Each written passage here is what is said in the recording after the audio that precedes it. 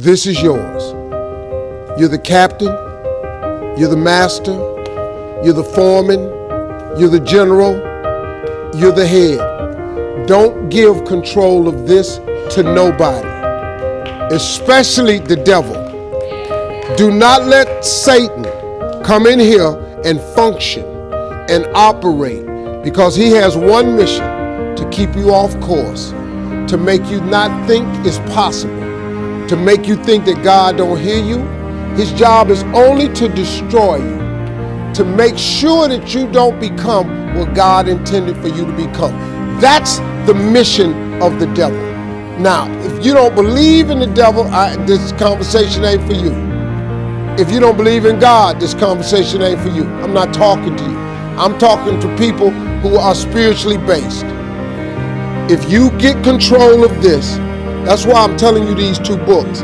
And look, the best book you can read is the Bible. If you read the book of Proverbs over and over and over, it's the book of wisdom and understanding.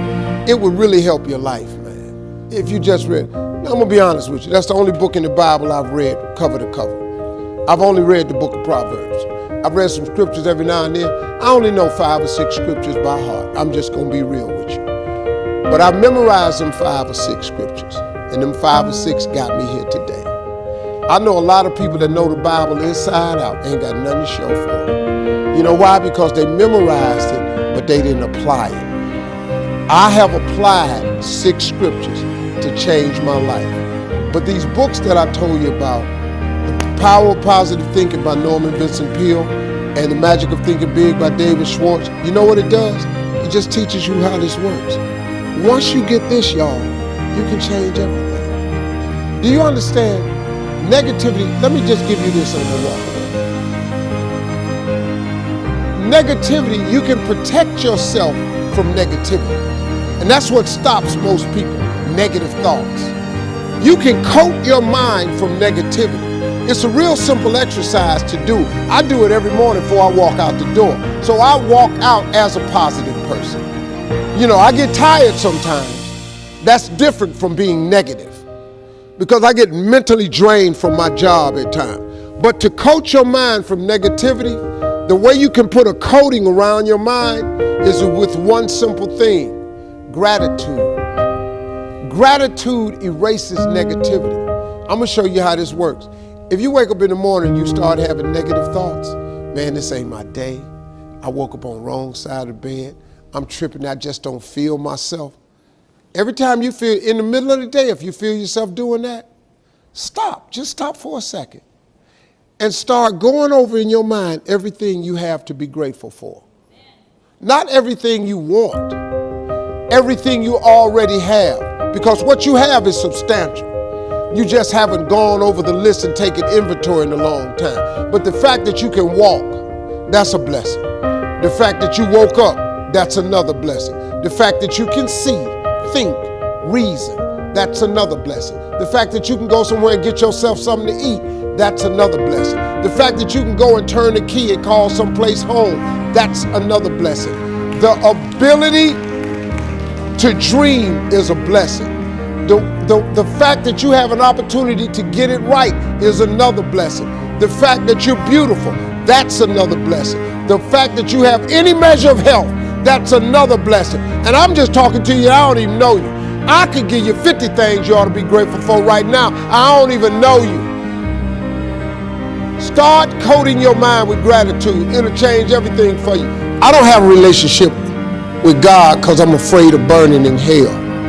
I have a relationship with God because He helps me in my day-to-day living. I have a relationship with God because if there is an eternal place to go live, I want to go see it. I figure, as long as I ain't trying to step on nobody to get to where I'm going. Look, you all gonna make mistakes. Everybody's a sinner in here. Everybody in here broken. Everybody need help. I need help. I'm broken. You need God fixing you some kind of way. I don't care who you are. I don't care how much money you got. You need God. But listen to me. Don't you understand that that's okay? It's all right to have a relationship with God. Having a relationship with God is really cool. And you're looking at a street dude telling you this. But he changed people, you know. God changed people. If you followed my career any length of time, from the time I was back on the Steve Harvey show, all the way up through the Kings of Comedy, all the way up to 2005, you saw what my life was. But after 2005, he came and he got me though. Because he got sick of me, and I got sick of me. See, you know what happened to me in 2005? I got sick and tired of being sick and tired. I was so sick of me. You know, y'all saw me on TV, y'all saw this money I was making. I was miserable, man. I was at my unhappiest point in life all the way up to 2005. I was miserable. We was Kings of Comedy. The only time I had a good time was when I was on stage. The only time I had a good time, I was in front of the camera. I was with Sid and the boys, we was performing. When I got off that stage, my life was miserable, man. I was in a pain you would not believe. I was in an abyss, man. I was in a dark place. How in the world did I get here? I got here because of God's grace. My plight had overtaken me, and I was about done. But right when you think you about done, don't he always show up?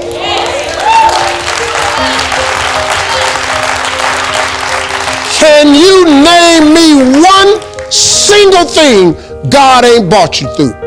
Can you name it? If he ain't brought you through it, he's currently pulling you through it right now. And you know how I know that's real? Because you're sitting in here. The God I serve, you can't put no limitations on him. If you just get out the way, he can show you something. He do miraculous things all the time. Why would you not want one of them miracles to happen for you? I'm sitting here, for me to be here today, the dude that I was, it's a miracle. We pray little prayers. We pray stuff that we see a way to get. You're supposed to pray for stuff you can't see no way how you can get it. God is in the make your dream come true business. God is in the get your life together business. God is in the forgiving business. Don't let nobody fool you, man. Don't let nobody fool you. Don't forget to pray. Don't be ashamed to pray, and don't ever be too proud to pray, because prayer changes things. Prayer changes people too. I wake up, I play music, I tell jokes. I wake up, I meet y'all, I tell some more jokes. I get paid to play music, adult contemporary music. I play R&B. I tell jokes. And they give me a check. Hey man, can I tell you something? That's the most amazing gift. If you could change the way you wake up in the morning, stop saying, I got to go to work. I got to work out. I got to get this weight off of me. I got to go and meet with the people at the school. I got to deal with my coworkers. Change one word in that sentence, and everything about your life changes. I get to wake up in the morning. I get to go to work. I get to go and meet with these people today. When you say I got to, you take all of your opportunities and all of your blessings and you wrap them up in stress by saying I got to. You take all the stress off of it when you say I get to. I'm telling you, it is an amazing game changer. I was sick and tired of being poor. I was just exhausted. My mother was poor, my father was poor, my brothers and sisters were poor. All my friends were poor, all my relatives were poor. I lived in a poor neighborhood, we lived in a poor house. I was just like, wow, man. I watched TV, and I would see, like at Christmas time, my father would put us in the car and take us out to the suburbs to see the Christmas lights. And I would see these big houses, man, with lights all on them, and they had horseshoe driveways where you just pull in and go all the way around. That was amazing to me. You know, we would pull up in the driveway, got a back out. You know, I've been doing that, and I kept saying, I told my father, I said, Dad, I said, why don't we get one of these houses? He said, boy, I ain't got no money for this kind of house. He said, but if you work hard, keep going to church like your mama said, you can make some money, you can buy you one of these houses. That was it. My motivation was to buy a big house so I could put up Christmas lights and drive in the driveway. And I'm gonna tell you something. Every home I have, every house I've ever owned or built, you got to pull in one way and drive all the way around to come out there.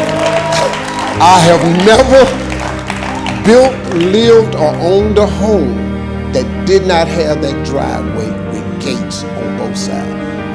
Never. That was the biggest motivating. So my advice is, you have to find a dream that's so big that it overwhelms all of your fears and causes you to never give up. Now, you're going to think about quitting no matter what you do. I mean, I've thought about it many times, but I always just kept thinking about that house. And I always dreamed of buying my mother and father a real house. And you know, and before they died, I was able to do all of that. Bought them houses and everything. So I'm interested in your gift. It doesn't matter what somebody else does. To find your way in life, it's not an external search, it's an internal search. Because God equipped you the moment He gave birth to you. God equipped you at birth with what you needed. He gave all of you a gift, all of you. Every last one of you, you're gifted. God never created a soul without giving them a gift. All of you sitting in here were given a gift at birth. He put it inside you. You ain't got to look under the ocean. It ain't on the mountain. It ain't under no rocks. He put it in you at birth. He gave you a gift. It is the thing that you do the absolute best with the least amount of effort. That's your God-given gift. That's the thing you should pursue. The scripture says your gift will make room for you and put you in the presence of important men. That's what your gift will do for you. Everything else you're doing has nothing to do with what God created you for. And if you're unhappy with your life, if you haven't figured your life out, if you're thinking there's more to your life than it is, it's because the only reason you have that question is because you're not living in your gift. Once you discover your gift, there lies your greatest chance for success. That's what God gave you, equipped you with to be. You just got to quit looking at gifts as running, jumping, singing, and dancing. Babysitting is a gift. If you're a smart student, smart is a gift. If people come to your house and they in your kitchen to get their hair done instead of going to a salon, you do hair. That's your gift.